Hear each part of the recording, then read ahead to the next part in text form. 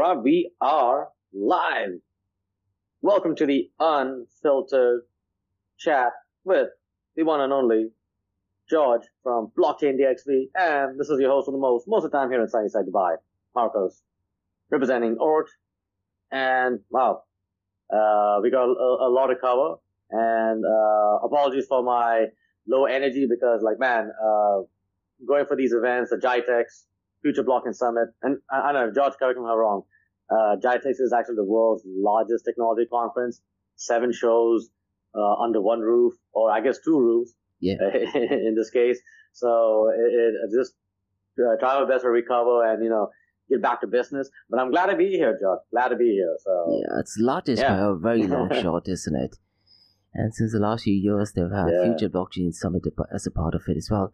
So it is a busy world, not just in Dubai, UAE, and the Middle East from, the GITEX and different events point of view, but even for the price of Bitcoin and cryptocurrencies, they've been heading up towards the moon, isn't it? I was a little bit surprised. I don't know, but my thing is like at the moment when it comes to the current price of Bitcoin, it's going up, but I am kind of my take is that there is still, open interest on Bitcoin, especially all these futures, derivatives, all that jazz. So, could we see another drop down? Try to flush out all these speculators and and the only one left behind are the spot holders of Bitcoin. So kind of hoping for that, and then I could see a lot of capital hitting Bitcoin, then Ethereum, and then of course they're making those gains. They want to move those gains into all coins. So that's kind of like my thought process. But hey, what's your take? I think that the open interest is significantly higher on Ethereum, not so much on Bitcoin, but I could be miserably wrong. Okay. What I think, Markose, is let's start off from where we left off, because we did have a session where this the chairman of Food Foundation had joined us as well, and we discussed about the CPI numbers. Robinson. Exactly, and on the very same day, the CPI numbers are out. And at a macro level, I do think that these factors are the reason why the prices of Bitcoin has been pumped up. And I think it was on the 10th of this month, and immediately after that is when the CPI numbers or the inflation numbers are out, and the inflation numbers have marginally gone down. And because of that, I do feel that the prices of Bitcoin and cryptocurrencies have been pumped up. Now, a few days before that, there was definitely a lot of volatility, and we actually discussed that a lot of notorious traders, as well as whales, they are the ones who tend to manipulate the process, isn't it? But look, the inflation numbers have actually gone down. Now, it has only gone down. Good thing you said that. Yep. And it has gone down only by, 2.4%, or rather, the inflation numbers now is at 2.4%. The previous month it is at 2.5%. Now, with US elections coming up, there was supposed to be a lot of price volatility. And now, one thing which we also discussed in the last episode, Marcus, is that along with the inflation numbers, there is also the FOMC meeting. And in the FOMC meeting is where Fed Chair Jerome Powell, he goes ahead and decides to go ahead and reduce the interest rate. Now, the date of the FOMC meeting is after the US elections. I believe it is on the 7th of November. So I do feel that from now till the US election date, that is, I believe, on the 4th of November, I do feel that the prices of Bitcoin and cryptocurrencies will be pumping up. But regarding the CPI numbers, Marcus, I do want to point out one specific thing, that when the CPI numbers are out, few days before that, there's also jobs market data which is released, and for a massive surprise, there is apparently 254,000 jobs which has been added in the United States of America. And if you actually look at the numbers, it does not make any sense. And I'm sure you listen to Anthony Pompliano's podcast. Marcus, do you listen to him? Yeah. Whenever I get the chance, look, lately there have been some really good podcasts. But yes, I remember like a couple of years ago, I have been watching, the Pomcast. So definitely he has some interesting take. I know he's very pro Bitcoin. So. Yeah, and he was actually arguing that there's no chance that there is 254,000 jobs added onto the market, because what happened is that in the previous FOMC meeting, Fed Chair Jerome Powell decided to reduce the interest rate by 50 basis points. And this might be the very first time in probably more than 20 years he's reduced it by 50 basis points. So at a macro level, when you discuss, let's say, reduction of 50 basis points, and if you actually look at a job increase of $250,000, it just does not make any sense. And based on his episode, he is actually stating that they have not provided any data as to where they have added 254,000 jobs. Could it be possible that there is notorious activity going on? Because we also touched base in March of this year, almost 880,000 jobs has been incorrectly added into the market, isn't it? Which will be deducted in March of 2025. Now, with US elections coming up, I'm pretty much sure one side of the politics is trying to manipulate these numbers. Now, the big question is, why did Fed Chair Jerome Powell decide to reduce it by 50 basis points? And that does have a knock-on effect. Now, because the jobs data was out, Yahoo Finance has actually put out an article that because the jobs data is so high, the odds of a 50 basis points for the next coming, let's say, months or for the next 6 months is next to zero. Because, the job increase or at least the data as per the jobs report, is extremely, extremely strange and weird. But look, I do feel that after the US elections, we'll get a clear picture as to, if there was some notorious activity going on so far as the CPI numbers or even our jobs report data is concerned. But apart from these data markers, another massive event which did actually take place, and that is regarding the Gox Repayment Plan. Now, I believe we had... totally forgot about that. Yeah. Oh, man, I've been so distracted. In fact, you know what? Normally people are talking about it, not even on X too. That's crazy. No, this is definitely one of the main reasons. So I do think it is the CPI numbers followed by the Gox Repayment Plan, which has been delayed rather. These are the two reasons why the prices have been pumped up. And we had Pepper blockchain, where we briefly touched base on this point because that time the news was relatively hot. Because they decided to go ahead and start the repayment plan from the 31st of October of this year. But they have actually decided to push it exactly by 1 year to 31st of October 2025. So because of these two reasons, I do feel that the prices of Bitcoin and even a lot of altcoins has been pumping up, isn't it? Yes, so some of them are. I think, some of them have started to pump up quite a bit. But I do expect, there are still other altcoins, sort of like, lagging behind. But I don't see that as a problem. I think we are seeing sort of like some initial signs of, altcoins booming. So yep. It's just a matter of time. So because of course, my take is that, people who have, made their alphas in, Bitcoin and Ethereum, they will move some of their profits into, altcoins because that sort of, makes sense. So also we're seeing, a lot of momentum when it comes to, meme coins and stuff. So I think that's more of a FOMOing of, getting to meme coins and, AI and stuff.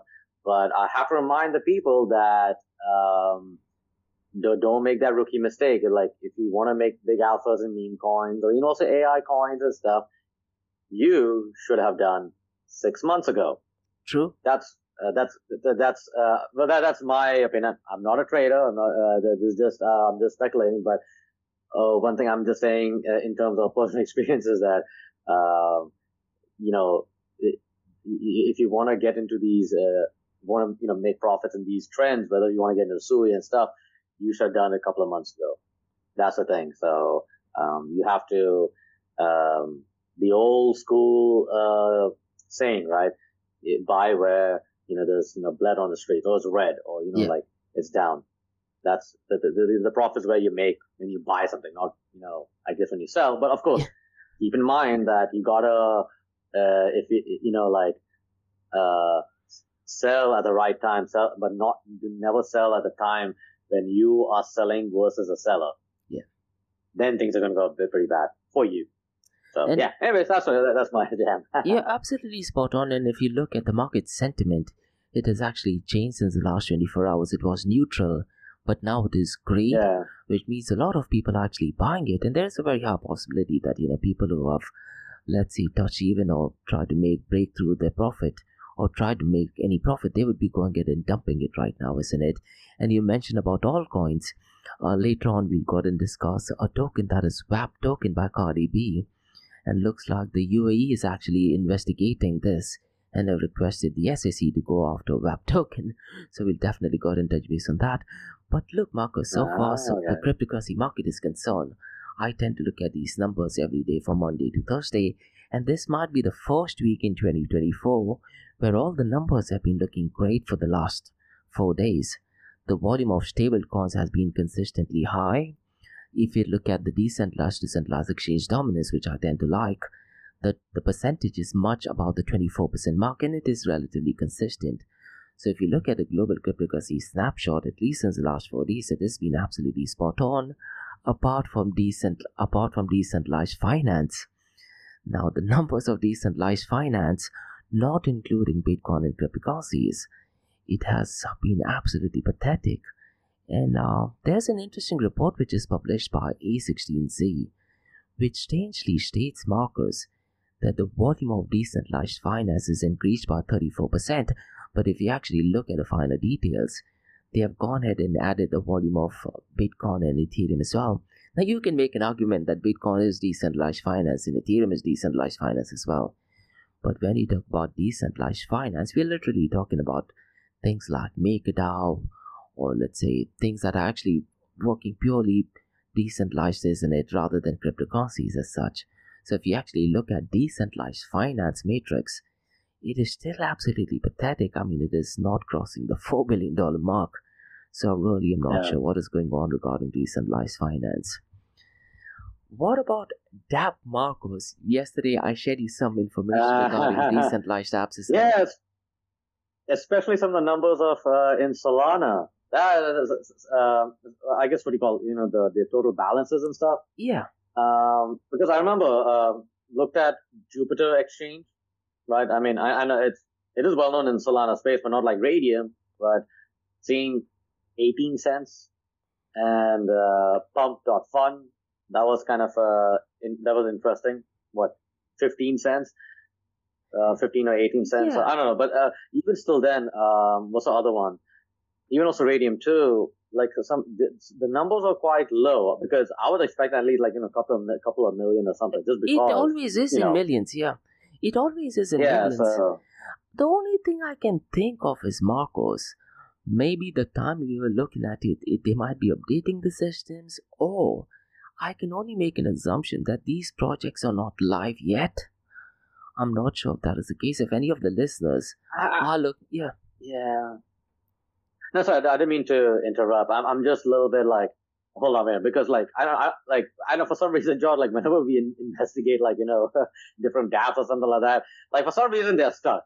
Yeah. Like, is it this the blockchain DXB phenomena or something? I don't know. Like, but this is like, it shouldn't be stuck or updated, especially at this time. Like, you would at least see some sort of notice or something. Like, it's,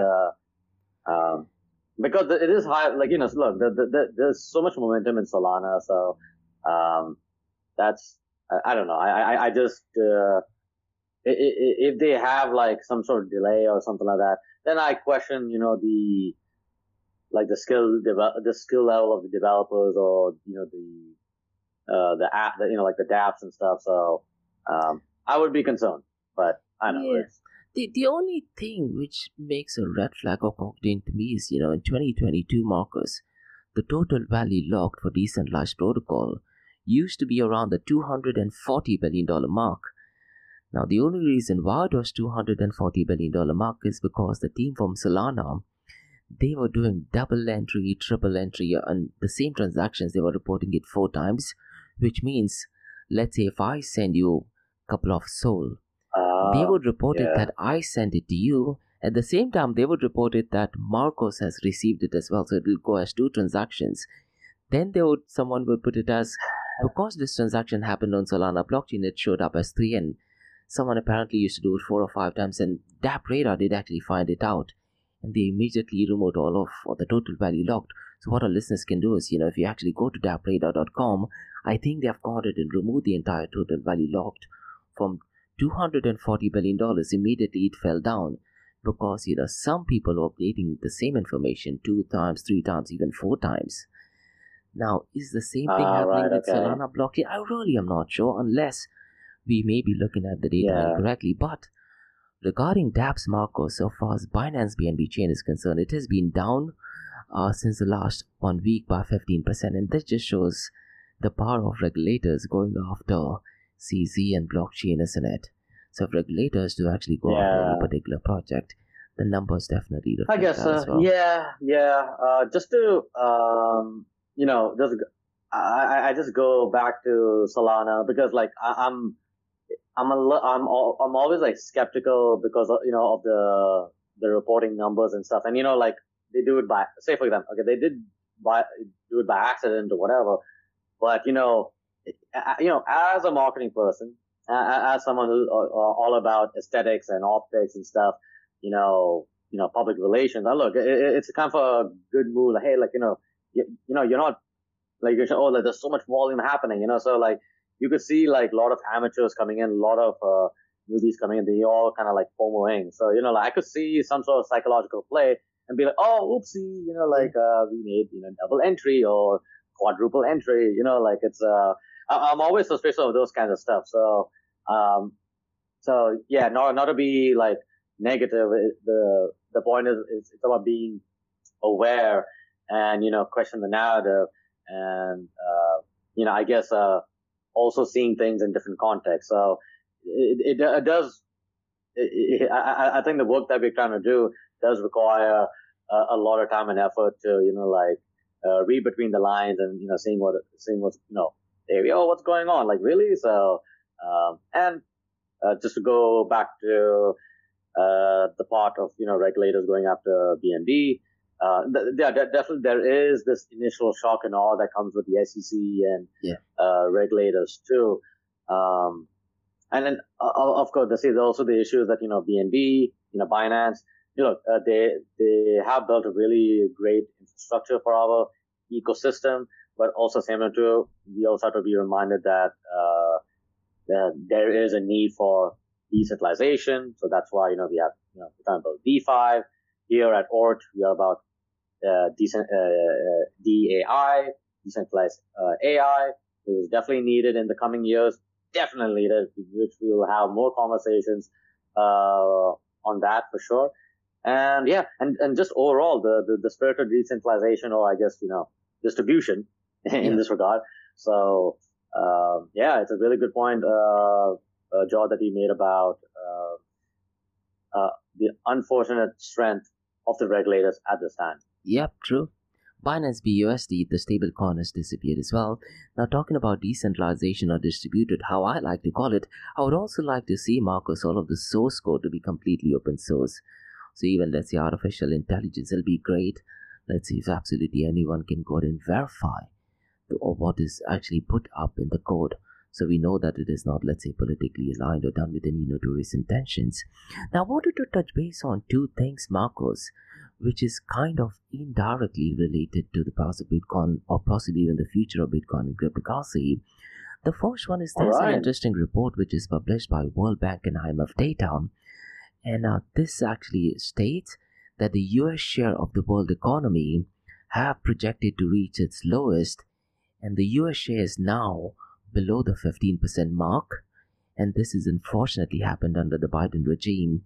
And there's another report which talks about BRICS, and BRICS have actually cut the US dollar and the euro and the use below 30%. And what is a bit strange, Markose, that both of these datas or the reduction in the US dominance has happened since the last 2 years.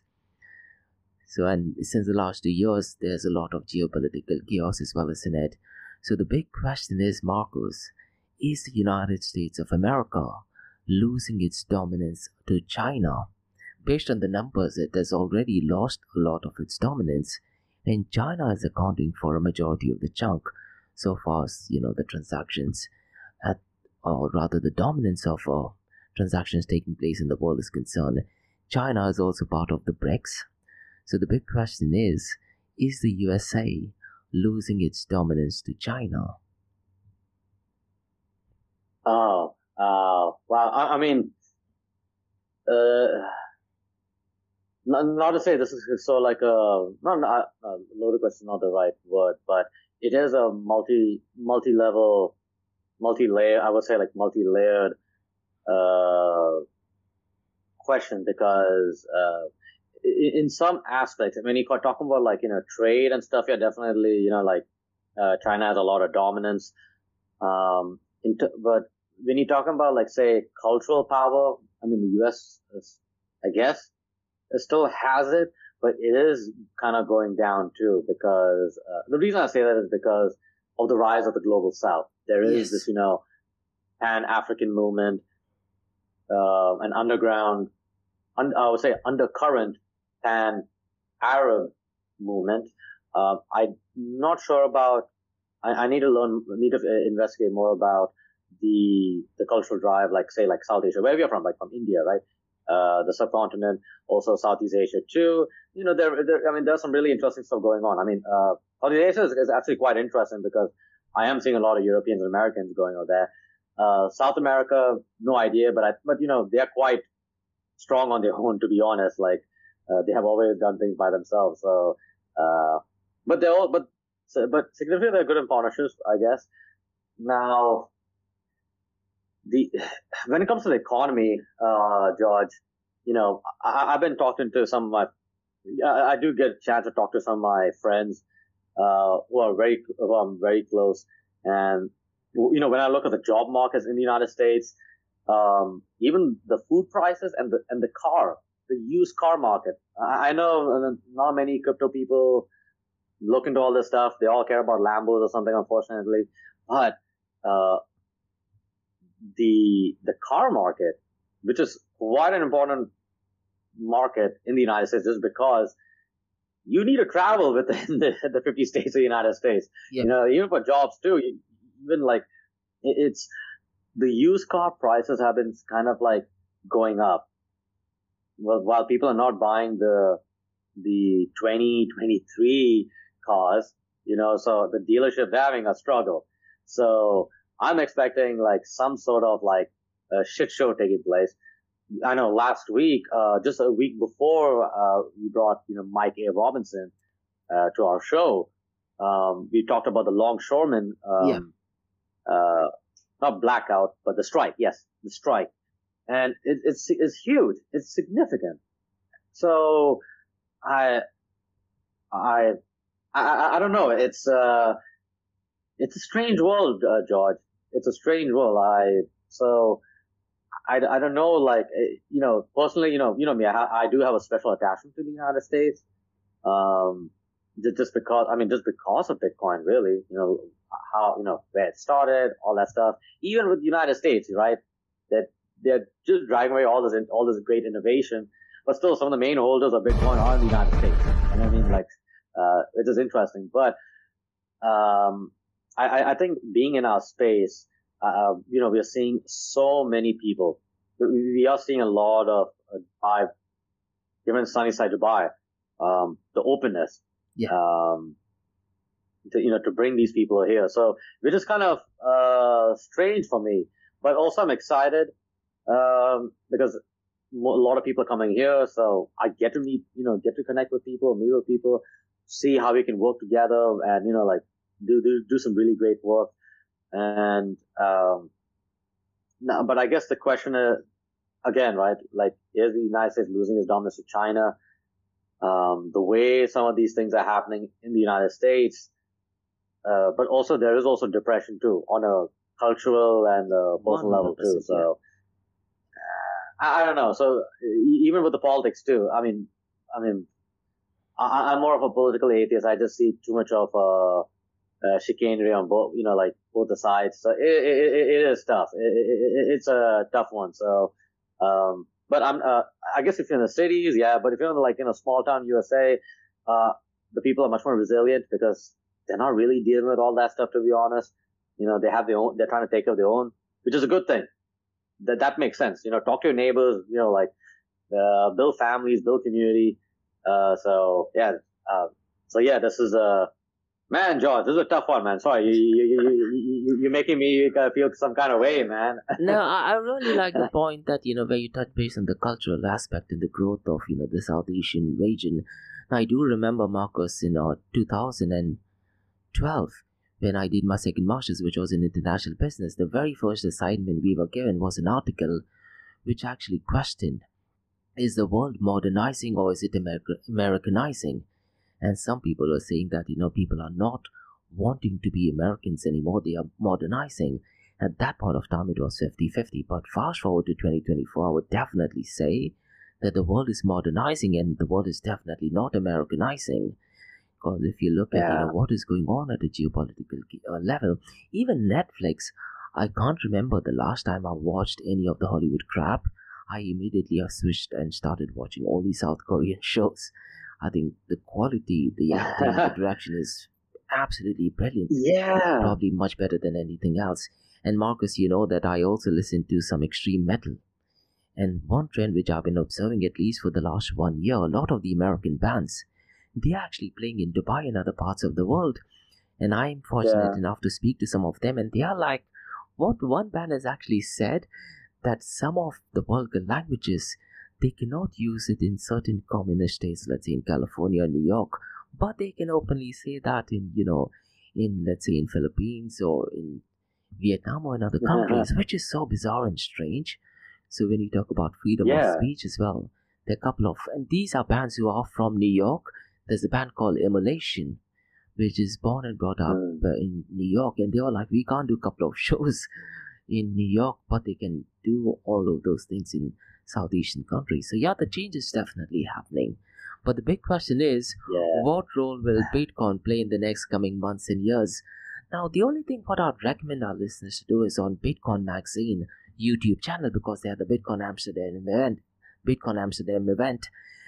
There was a guy who talked about Austrian economics, hard money, and Bitcoin cycles, and really got in check. Amazing. Because what he talked about, what role will Bitcoin play in the next coming years. He said something, Marcus, which I didn't think about.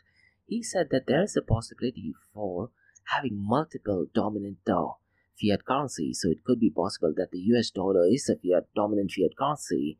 It could be possible that there might be another dominant fiat currency as well as Bitcoin and cryptocurrency. But I think, Marcus, with BRICS coming up, it would make sense if they go ahead and simply implement Bitcoin, isn't it? Imagine what would happen if they make an official announcement and start using Bitcoin for transactions. The process will definitely be heading towards the moon. And from a business point of view, you have instant settlement as well. Yeah, but I mean, it would be nice, but I'm not. But honestly, I'm not seeing the BRIC nations particularly like getting into Bitcoin, because there's something listening to Ravi Navikant. Mm-hmm. He is an amazing guy. I don't know how to describe him. I mean, he is one of the best entrepreneurs we ever had. AngelList. He has now this alternative to Twitter, Air Chat, and stuff, and incredible thought leader. He came on the Joe Rogan show. Highly respect, and one of the things he brought about Bitcoin, and he covered a lot of things, but one of the issues he has concerns was the long-term issue of Bitcoin would be privacy.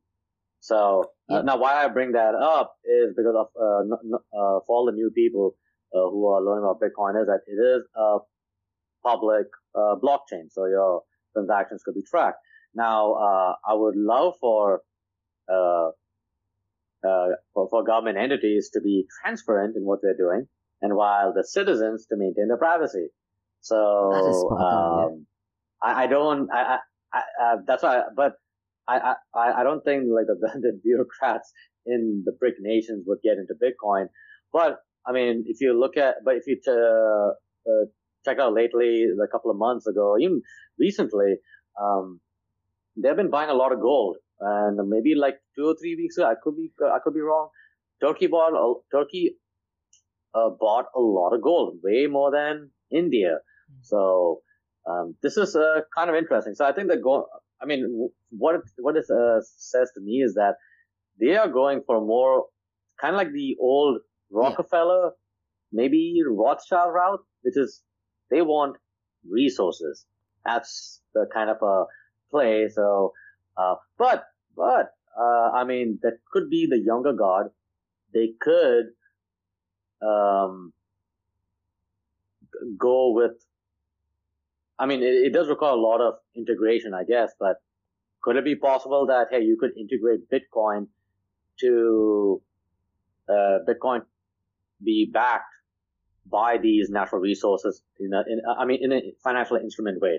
I know this will require a lot of over financialization, I guess, in some aspect, but but again, but hopefully, hopefully we are not going to go through a situation where, for example, like guys like Peter Todd is talking about increasing the the Bitcoin cap of crossing over 21 million.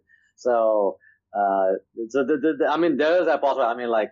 I mean, again, we had this block size war before, we had the splits, we're seeing all that stuff. So, who knows, man? So, but just to go back, I mean, I'm seeing the BRIC countries buying a lot of gold. So, yeah, and if you actually go to my website, Markose, www.blockchaindxb.com, there is a section, Bitcoin 2.0. So I'm also working on something similar where you can go and increase a Bitcoin reserve. You can start it right from the genesis and quite a lot of other things. You can implement Taproot install signature. You can work in universal basic income. In theory, it sounds great, but it's just not going to happen here, isn't it, in the actual world? And what I wanted to talk about is, what are your thoughts about, let's say, stable coins, or let's say alternatively Ripple, to be used just within the BRICS nations? Or do you think they'll be using the digital yuan? Because if most likely they will be heading towards digital yuan, isn't it? Which is kind of like a maybe project. There is a slight possibility, but then honestly, for that to happen, there has to be two approaches. Either China sort of armed with some of the smaller nations accept it or something, or they have to give they haven't been playing this sort of this World Bank / IMF the playbook of giving all these big loans. These countries cannot pay for it, and then they take the resources and all that stuff. So I guess in that way, in a draconian way, the digital yuan could be accepted. But for all these other countries in Southeast Asia and stuff, they, especially not the BRIC nations, the N11 nations, think of the Philippines, Egypt, Mexico. I would also, I don't know if Vietnam isn't in this, but they don't want to be under be a vassal of China, because they already been sort of a vassal to the United States and the Western nations. You know what? And these are proud cultures. These are proud cultures. They don't want to deal with that BS. So I don't know. So this is going to be a tough one. I think it would. I could see, honestly, the US based stablecoin come in, just because at the moment they have a lot of trust. It's much more recognizable. But I hope to see more of a decentralized stablecoin, I guess. I don't know. Is that something like, I don't know, like Guy or something like that. Yep. That could be, but again, that could be, I guess. I mean, honestly, bro, there are some, but they haven't hit the usage is not there, isn't it? There is I forgot. It's called Standard something. It's this guy. He started this gold and Bitcoin exchange in Switzerland. I cannot remember his name. Damn. But he is working on some sort of stablecoin, but I haven't heard much about it or something. Again, it does require a lot of marketing power, to be honest. This is why, again, this is where it comes in. But I don't know. But I just don't see digital yuan coming anytime soon, just because there is this antagonism against China. But also the United States too is also good at putting a lot of bad PR against China. So so again, you're going. I think this is where I think we have to dive deep into geopolitics, George. This is where it's going to get insanely crazy, but it's fun to talk about it. To be honest, I have to admit. And regarding stablecoin, the only thing I wanted to touch base is that Ripple, they have got it and put in the application for an approval of their stablecoin. Now, I don't understand why Ripple wants to go ahead and issue a stablecoin, and we might get an approval probably in a week's time or so, but they are focusing more on tokenization. Where they are? New York Department of Financial Services. Oh, New York. Yeah. Oh, okay. I was thinking like UAE or something like that. No. So there's a very high chance that thing gets approved because the documentations are in place. And what is unique about this particular stablecoin is it'll be working on XRP Ledger and as well as on Ethereum as well. And they are focusing on tokenization. So when you talk about Ripple's I think it is RLUSD, I'm pretty much sure it'll definitely get a lot of tractions, especially from financial institutions, because they already have a kind of network with them, isn't it? So that'll definitely be a game changer. Now you touch base about political chaos. Now Markose, in 2024, I talked about 3 events that is definitely going to shape the price of Bitcoin and cryptocurrency. The first one, let's do this, was the Bitcoin halving event, or rather the first one was the Bitcoin spot ETF. The second one was the Bitcoin halving, and the next one is the US elections. Now with US elections coming up, I really am hoping that President Donald Trump does get re-elected, but there was a token associated with him called as World Liberty Token. Now, I'm not sure why President Donald Trump is involved in it, because it is his son, Eric Trump, who is actually involved in World Liberty Finance Token. They did have a launch, which did go live on the 15th, but there were some technical errors, and looks like a lot of people could not get access to the token. What I'm not liking, Markose, regarding this particular token is that, it is only for accredited investors. And one of the guy who's the head of operations for the platform is Zach Falkman. And he had another finance project called as Dow Finance, which was an absolute failure. So I really am not sure if that is the right team to go and have the World Liberty Finance Token. But I think most likely why I think he has partnered with it. I mean, again, I think it's more of a political thing and thing else, because in fact, they hang out with like conservatives hang out with conservatives. The Democrats are going to hang out with Democrats. So regardless whether these guys are successful or not, it's all about their standing. So I know anyway, that's a whole apologies for a different story, but. No, I know for a fact that they have said that they want to associate with Trump, because Trump right now, whether you like him or not, is one of the top 5 brands in the world, isn't it?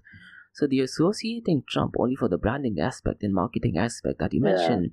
And if you actually go to the official documentation, it actually says that it is not associated with absolutely any political party. And I'm sure they have said that because of, the SEC is definitely keep an eye on the X spaces that they have. And in the X spaces, they were literally reading off from the script as well. And the guy actually said there are 3 lawyers right in front of me. So I have to read it out word for word from the script. From a legal point of view, it definitely does make a lot of sense. Yeah, I mean, but I can respect it. I mean, like, I don't expect, like, them jump on the decentralized, that talking points or whatever, just because of the nature of the situation. I mean, look, it's a theater of war. So you do what you got to do. You got to be objective about it and see how it goes. Because look, how many people who have been sued? I mean, awarded by the SEC. Like, for example, Eric Voorhees, right? He's a double award-winning SEC winner. You know what I mean? So then you got our friends, our friend Roger Ver. He's right now fighting the case in Spain because of the United States. So I don't know. This is where I don't know. This is where it's just a tough situation to deal with. So unfortunately, it's bad that they had this technical error thing, because if I remember correctly, they were trying to raise $300 million, but they were only able to raise like 12 million. Did I get my information I'm not correct? sure in terms of the dollar amount. I just know that there were 100,000 people, accredited investors who are supposed to get access to these tokens. I'm not sure about in terms of the dollar amount. And there are only two channels where they provide a lot of information. The first one is the Medium, which is the official Medium page. And the second one is the Telegram channel. Apart from that, I definitely do not remember seeing any of the dollar amount. The only thing I can say is that, in one of the X spaces, Trump openly said, see, look, when you talk about cryptocurrencies, he truly does not understand. And it does make a lot of sense. Because if I ask my dad how to go ahead and access, the private key and public key, it is an absolute nightmare. And he actually said, I don't understand how this wallet works. Now, his son, Eric Trump, was in later on, and he actually said the same thing. But they are working something similar with Aave. So the World Liberty Finance token will work, or I'm not sure how it is working in. But they're also focusing on customer experience. Now, it's great that they're working on customer experience, but I really am not sure, in a so-called decentralized distributed world, who goes ahead and offers a customer service experience. Is it the team? Then it becomes a centralized team. Is it the foundation, or is it the association? The other thing I can think of is, and this is our guest, Markose Andrew Pamar, who is working on agentic AI, he said it could be possible to have AI agents who might be able to offer customer service. That could be a game changer, especially for DeFi projects, isn't it? That would be an absolute game changer. Yes. Oh, yes. Okay. This is, I'm glad you brought that up because, like with Ort, I'm trying to like talk to, other than, Andre, those are two other projects too. They are working on, let's put it this way, consumer AI apps. So, you could think of like an open network of AI agents. So if AI agents can, support the customer support, the customer experience. I mean, it could mean, of course, also keep in mind for the audience, like, I know it's a broad term. So, because it could mean anything from user design experience of the app and stuff. But that also is another form, because to make it easier for people to understand the stuff, the app better, would be having special AI agents who could answer some of the questions on the topic of this app, and be able to guide the whole process. So, and it will be more than regular bots that we are having. It will be more than the regular bots that we have, isn't it? It should, it'll be, it will be, So, when I think of regular bots, I think of the chatbot, like some of the hotels, right? Yeah. These chatbots, which is not the most intuitive thing. They kind of suck, So even the banks too, terrible, just terrible chatbots. These are not even you can't even classify them as AI chatbots. So even also like machine learning chatbots. Most of these stuff are machine learning, but even still, then I just do not classify them as machine learning, because pre-programmed they're just terrible, right? In terms of.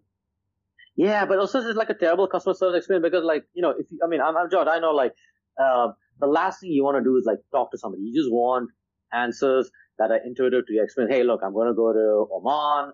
What are the room rates for this? Are there, a room facing the Indian Ocean or something like that? Just something, right? Just something that doesn't require you to, wait in line online for an actual human being to answer your damn questions. You want to get the right answers, be confident about it. Hey, you know what? Check out this. You get the special rate if you do right now. You know what? Okay. No, does it make sense? Am I saving some money? Okay. Bam. Yep. Go for it.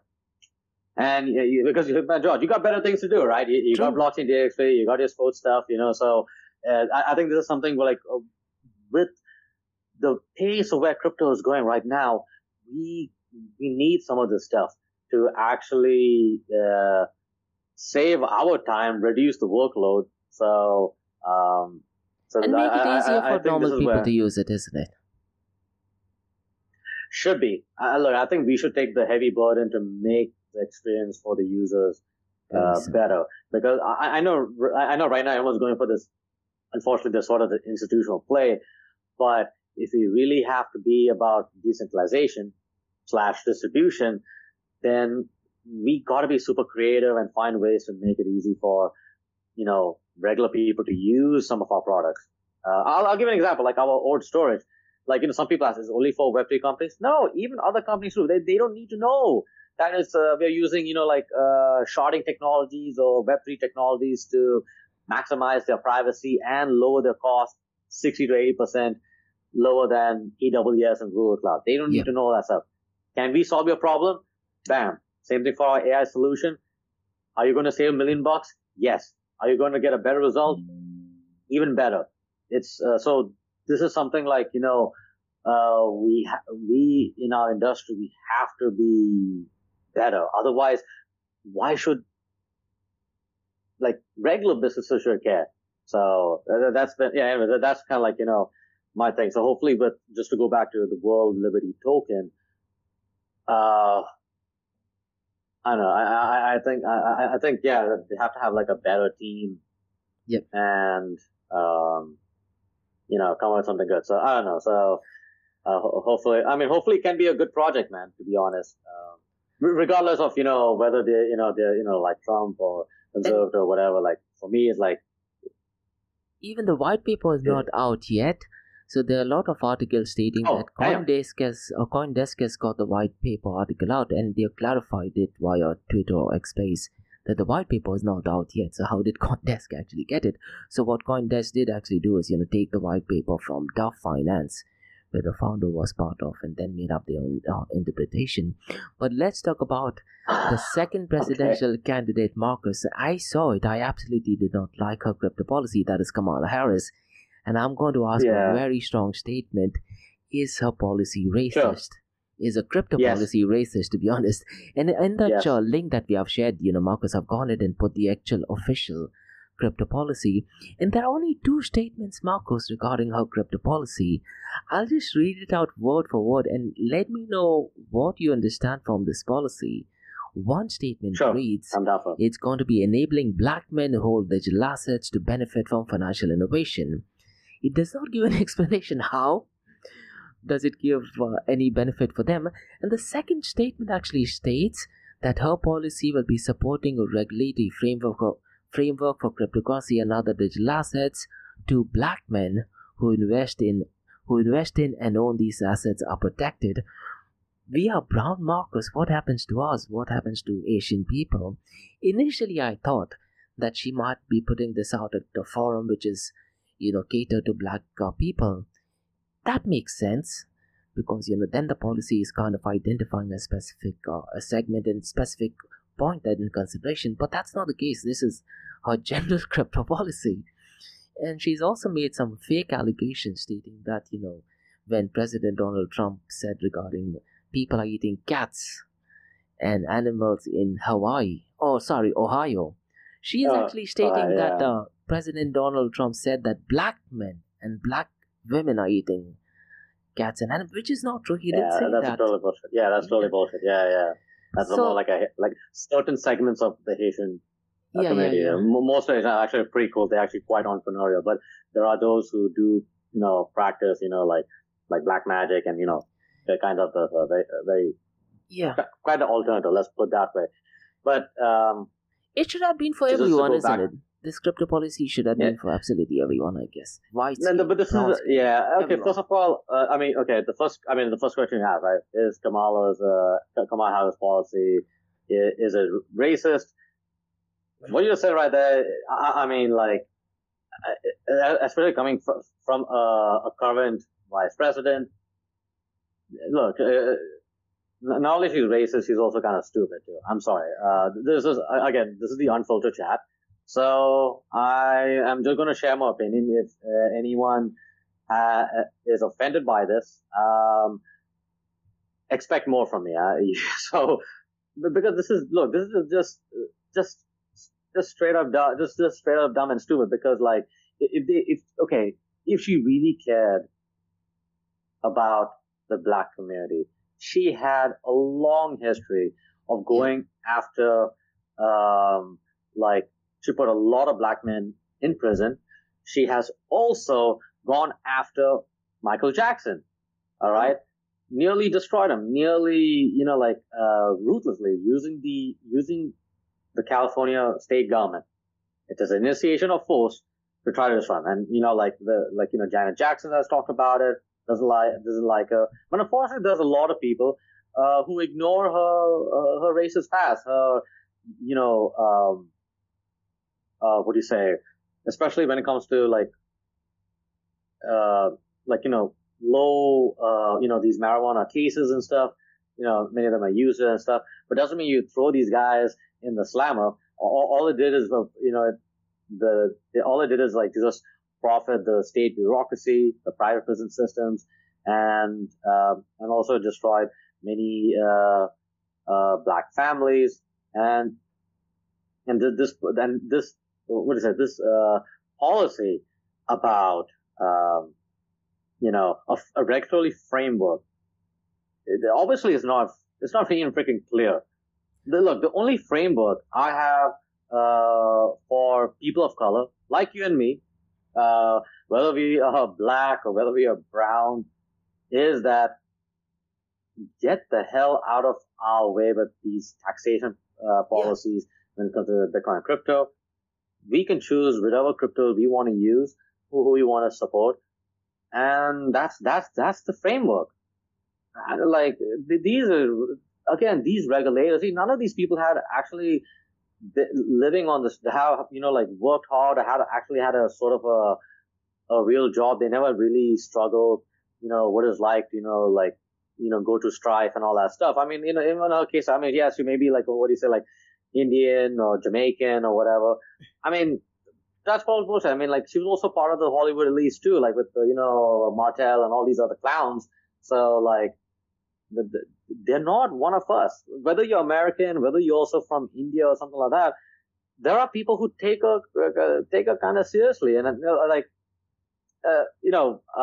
have my issues with whether Trump or whatever, but also with Kamala Harris too, is outrightly just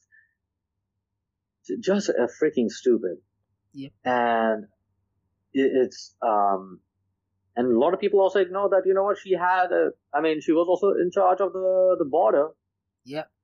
Any responsibility? I mean, she says, when she becomes president, she's going to do, make sure things are coming to play in action. You're the vice president. Why can't you do it now? Exactly. You have the time to do it. So again, just for people to know, I see the current politics as sort of like a reality show for ugly people. And the only reason they're getting on the crypto stuff is because many people in the crypto space do have some money, they do have some influence, and also are also very active socially.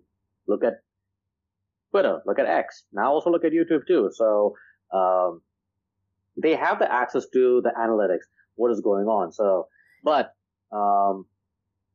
I think this is more of obviously this is just a pure, marketing gimmick. They honestly, they don't care about crypto.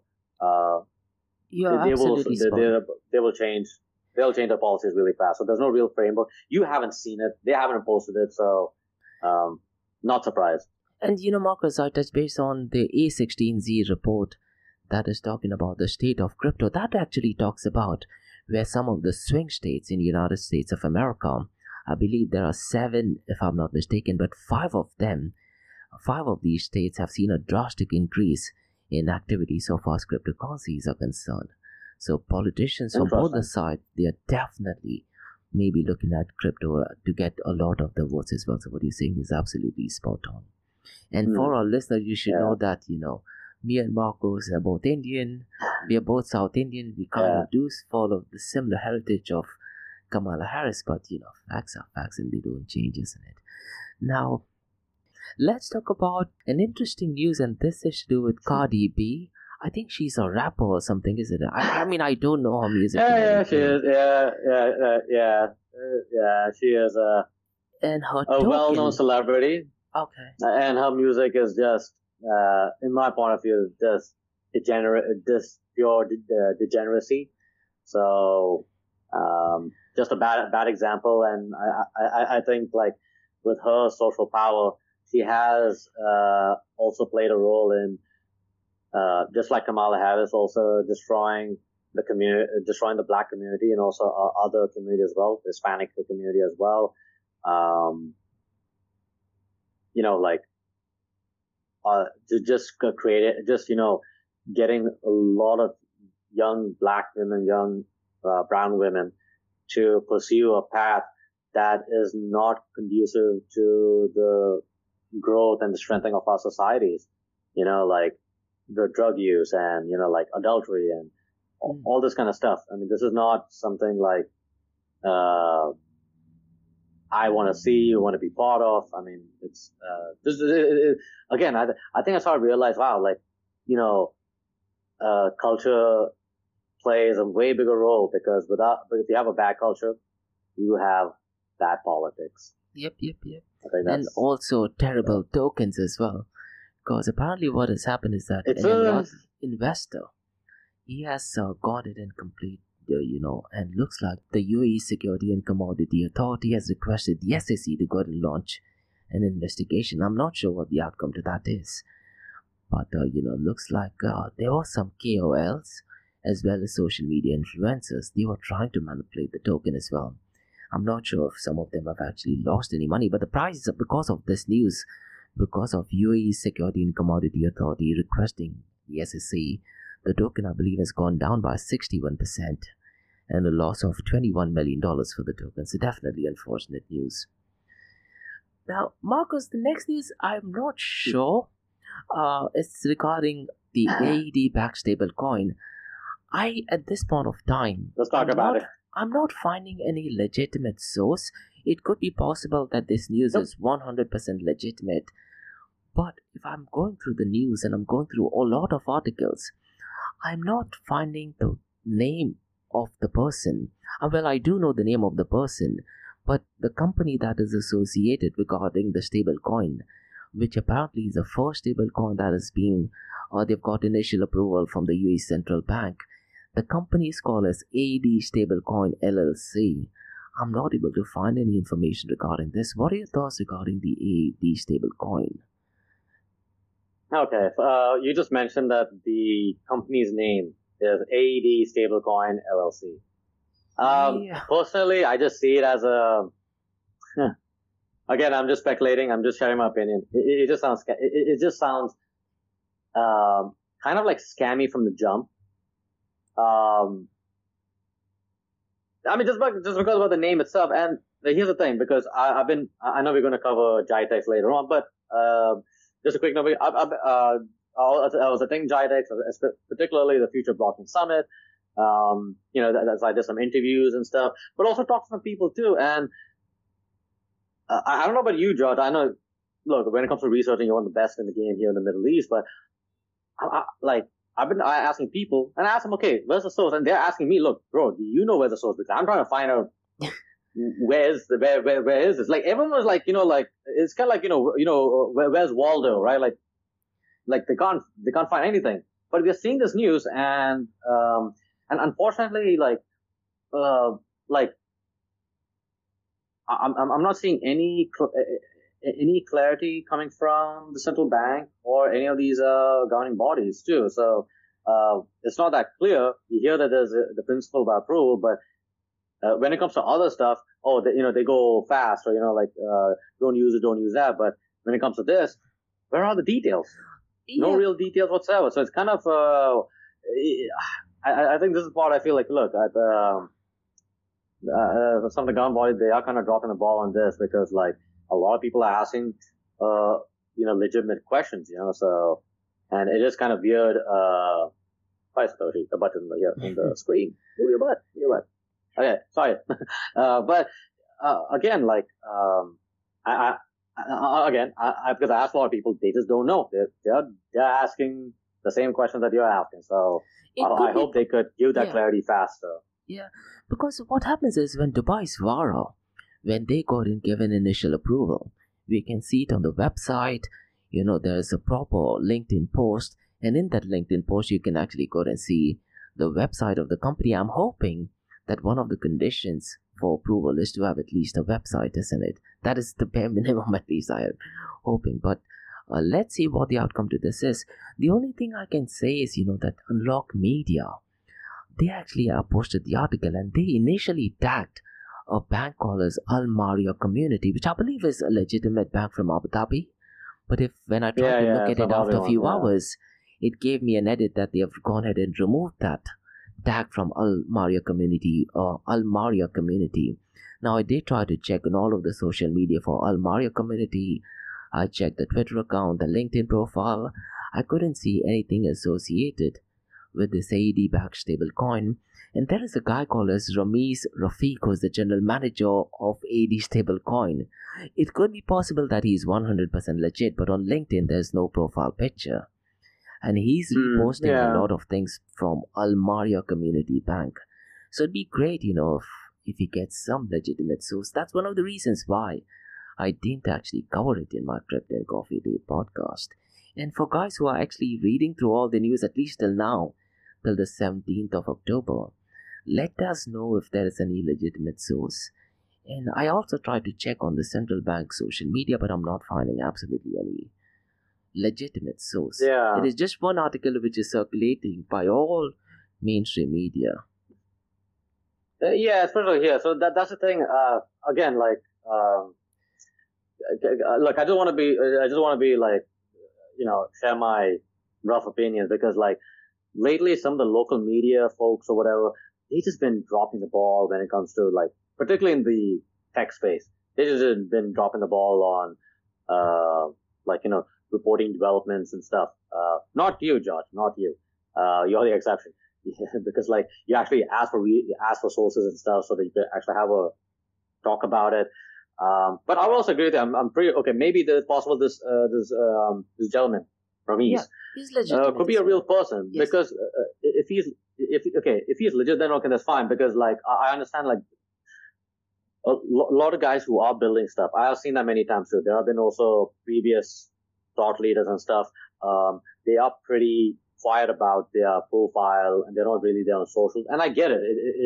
I get it makes a lot of sense. Yes. And because you don't want to attract too much attention. You could focus on the business because they're more operational. I get it. I understand it. But also sometimes too, for something like this, either you have someone to be a spokesperson or something, someone to represent you. They handle all the PR stuff, the communication side. You focus on the business side. The business, the tech implementation, the operations implementation. Because there have been, because the reason why I'm talking about this, there have been situations in the past where there have been successful businessmen and women too, who have built businesses and, without being all prolific and, big profiles and stuff. But there have been some situations where sometimes your partners, they might have some nefarious, plans, and sometimes in these companies employed, they don't know, they have never met or never seen or know who is the top dog, the CEO of this company. And some of them have lost millions, because of bad partners and, ruining their name. And it can be tough. And especially here, if you're here in sunny side Dubai. Now, I don't know about Abu Dhabi. I don't know about Ras Al Khaimah, but if you're here in Dubai, you know what, you gotta make sure that, some people know who you are, because of the nature of the city, people can come and go. We have seen great people, great talent, great leaders are coming to Dubai, but we also seen a lot of scammers, a lot of grifters are coming here too. And sometimes, they do a better job in marketing themselves and getting a lot of attention, but they destroy the markets. Then, you're stuck with a much more heavier load and, a higher curve to overcome some of these challenges. So, all I'm saying is, good people need to put themselves out there. And also, I would also say in the marketing community or the personal branding community, I like to call it identity capital, really, to do our best to showcase good people who are doing great work, and put them in a good light, and also showcase a proof that, hey, this is what they're doing. So, but that's something I just want to address that, because this is going to create unnecessary confusion and, a lot of speculation. So that's speculation is good, but it can go crazy. That's the last thing we need. So. And if this news is legitimate, it's definitely great. Not just for Dubai, UAE, and the Middle East, for the broader cryptocurrency world as well, isn't it? If, let's say, this news is 100% legitimate, I think you'll be the most happiest person. So, if you I prefer to be wrong, especially, if you're gonna, do it to, like in the banking and all that stuff, it's all regulations. So, which is funny, because like, this kind of news should be in the open, but they expect like big miracles from the decentralized world. Like, those are different rules in different contexts.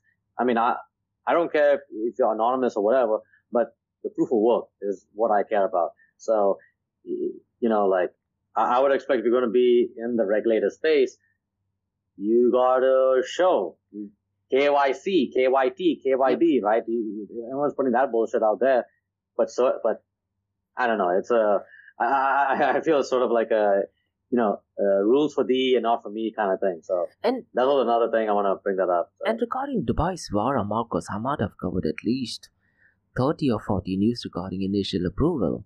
And every time I cover, it gives you all information as to what the approval is, what is it that the company can do, what is it that they cannot do. It gives you information, or full-fledged information and the background regarding the company. All right. Yeah. So it is a bit strange that I could not get much any information regarding this. But hey, we could be miserably wrong, and if our listeners do know anything, please send us an email so I can cover it in our Crypto and Coffee Dead podcast as well. So that's about all. And what about Chentittha, Markose? You are extremely busy, and you mentioned that thing at the beginning of this episode as well, isn't it? What was your Chentittha experience? No, this is good. Gotta, attend, I guess, mostly I was in Future Blockchain Summit area near the Dubai Harbor, and also attended some other, side, I guess like some other side events. So it's, good to connect with people. So, my goal is for the mission of Orc. So we're here to, partner with some other, other players in the AI space, but particularly decentralized AI. So, because we want to showcase how, blockchain and AI, and particularly Deepin plus AI, could bring incredible value and service to the global economy. So I think there's a benefit to it. So yeah, just and also did some interviews over there. So not only just with my previous role at Web3 TV, which is kind of interesting to be as a guest, not the host. Very interesting. And also had an interview with my buddy from the Crypto Hub, Shafiq Qureshi. He runs a really great community, and he also does some pretty cool stuff. So we hope to do a longer format, and I hope to get Michael A. Robinson. He'll be coming to Dubai to attend blockchain Binance Week, so that'll be interesting. Nice. So hope to see more podcasts and speaking stuff happening here. And pretty much that's about it. So just connecting, building good relations with some really great builders in the space. So definitely you'll be the first to know. And we also have some upcoming X Spaces led by Ort, but also we're getting some really cool guests in the decentralized AI space. And there's some upcoming people, not many people, most of the crowd wouldn't know, but some of the stuff they're working on is actually really cool. Technically, but also from a business use case. Can't wait. So maybe I'll try not only have some X Spaces with them, but also send them your way, George. I think you might enjoy some of the stuff they're working on. So absolutely, great people to talk to. Yeah, absolutely. It's always fun to talk to people. You definitely get to learn quite a lot of other things as well. Now, based on my experience, I've noticed whenever there is a Chentittha event or Future Blockchain Summit, the week after that, there's a lot of partnership announcement that takes place as well. I think our listeners should just be aware of what are the great partnerships that will be coming out because of this. But yeah, I think other than that, from my end, Markose, I have a second podcast called as the Race Based Podcast. I've released 3 episodes, 2 are already out, and 1 will be out later on in the day. And I have to say this, Markose, when I speak to the guys from the obstacle course race community. I really like the level of intellectual capacity that these guys have, because these are some really world-class athletes, and they are very thorough in terms of, what matrix they are looking at, and I'm completely blown away. I really wish some of the same intellectual capacity is seen in the Bitcoin and blockchain world as well, because I initially started the race-based podcast only for fun, thinking that, it'll give me a break from the Blockchain DXB podcast, but now that podcast is turning out to be very serious, because they talk about, what heart rate should be there. I had a guest where she was talking about coffee and the importance of endurance, and she gave a breakdown as to if you have coffee, but if your body temperature when you leave outside the house is higher than the count room temperature, what is not good. So, they go into such specific details. But let's say if you have coffee and if you live in an air conditioned Sorry, I'm just looking at my room temperature. Yeah, and she's a PhD professor as well. And, she was throwing out some numbers. So when you're having these conversations, you're completely blown away with the information they actually put out. And she has traveled in almost 95 countries. Every second or third race, she's on the podium. So when these people talk about you can actually see the facts, because she's coming first or second in pretty much all of the running and obstacle course race events as well. Wow, that's really high performance. Yeah. Yeah. Wow. Okay. Hey, look, if she's looking for like a test subject or something, to try out some new techniques or something, hey, I will sign up, man. I will sign up just because, man, I did some running and stuff, but then dropped the ball when it comes to some meals and drinks and stuff. So, again, it's more of a, the seasonal thing with events and stuff. So, but this is fascinating. But I'm glad that you're doing the race-based, podcast, because, the audience is quite different. And it's interesting to see that. So, but I hope too. But I'm sure, but do you think, the folks in those space, because I know they're intellectually, minded. Yeah. Do you think that they would have interest to understand or curious about what's happening in the Bitcoin or the Web3 ecosystem? Markose, any thoughts on that? In most of my episodes, I ask them, what are your thoughts on Bitcoin and cryptocurrencies? I always ask them. And you'll be surprised. For me, Markose, I have not top 5 speakers of Blockchain DXB. 3 of them are from the Race-Based podcast. They've actually told me. One of the guy, he's a multiple time Spartan World Tough Mudder champion. He actually talked about, the transactions per second, why it is low, and why they can't go ahead and implement it. He went ahead and explained why Solana blockchain is not an ideal fit. And I just asked him a simple question, what is your thought on Bitcoin and cryptocurrency? And he gave a very specific answer. And another thing, I've interviewed 11 world champion. Out of this 11, I believe 10 of them were mechanical engineers. I believe the way they think is completely different. They are very number focused. Yeah. I wouldn't be surprised if they turn out to be really good CEOs or CTOs in the blockchain space. They're intellectually definitely not superior as well. And I just generally ask them this question, a fixed question: what is your thoughts on Bitcoin and cryptocurrency?